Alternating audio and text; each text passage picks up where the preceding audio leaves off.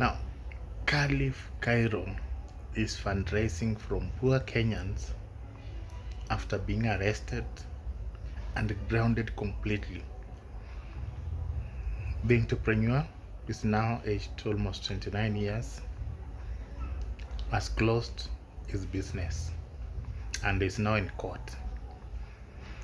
Today morning, he went to social media and provided a pay bill number asking Kenyans, poor Kenyans, to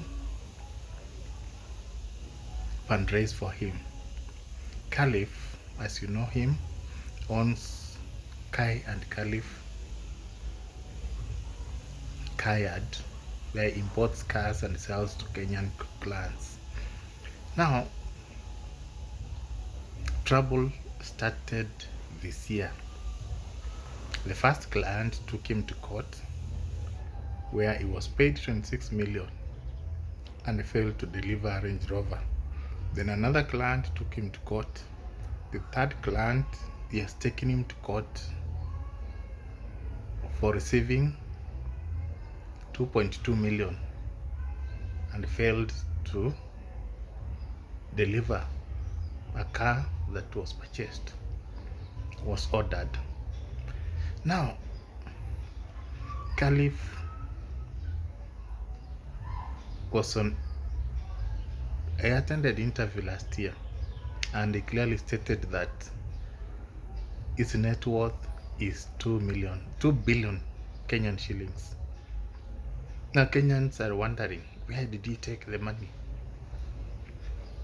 There is information doing rounds that he has been chased from his Lavington rented house. You know, Khalif Cairo does not have a home. He was renting a house and he said building a home is useless. Now the troubles are mounting up and more clients are coming claiming that he has not delivered. You know, by 2024, his company was doing very well. He was moving around the world scene with his girlfriends, doing very well. And many Kenyans were envious. But now the problem came where he started living beyond his means. You know, when you start entertaining women with business money and you start paying rent, paying more than what you receive, that's where trouble begins.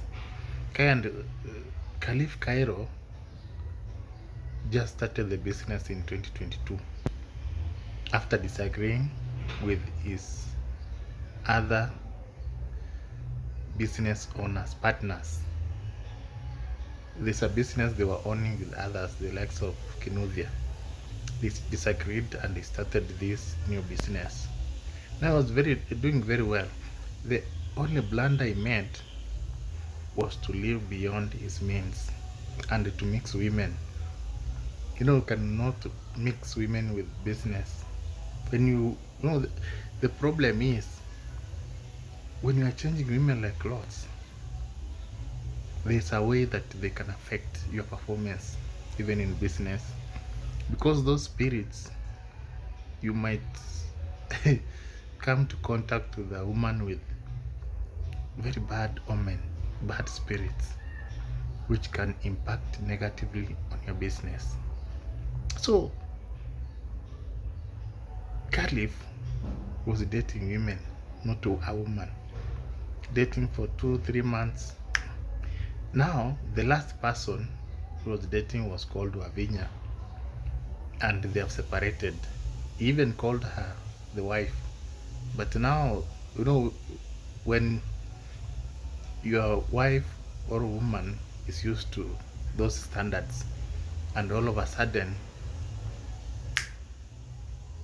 you become broke, they leave. So she has left. Khalif Cairo has been left alone to tackle his own problems. Yesterday you saw he was only with his mother who was crying and asking, why? What have you done again? And also, to make matters worse, the government closed the account which he was using to fundraise or to get funds for his business. He had already raised around 10 million shillings. Now he has no source of income. So since he's very broke, he has nothing at the moment, he has asked Kenyans to fundraise for him. It's just in a sorry state, and to move out of that state, it requires a lot of mental and financial stamina. So it will take, and it is very hard for clients to trust him again. He has to rebrand and bring more directors to the company and take a back seat and allow those people to, those directors to manage the company so that it can show a different picture. So basically, Kairo is an example of how business should not be managed. So one thing you should do is to know how to manage finances and to ensure that business cannot be mixed with women and pride. So basically, if you are a Kenyan, there are lessons you can learn from his case. Of course, he's not out, but he's down. And when you are just down there, and you know, the more you rise, the harder you fall. And the harder you fall, the harder it becomes for you to rise again. So it will take time for him to rise.